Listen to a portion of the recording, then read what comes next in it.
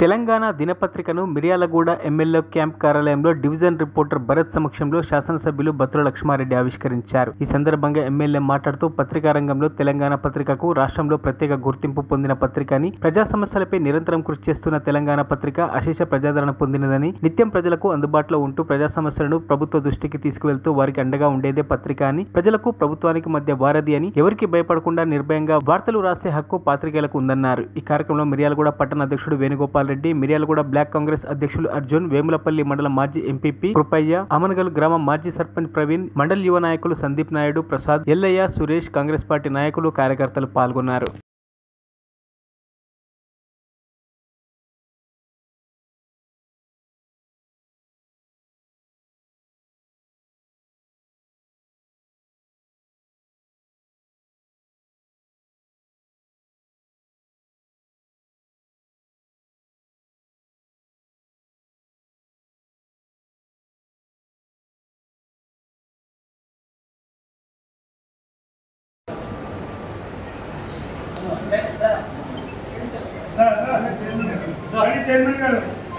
మరిన్ని అప్డేట్స్ కోసం మా ఛానల్ని సబ్స్క్రైబ్ చేయండి.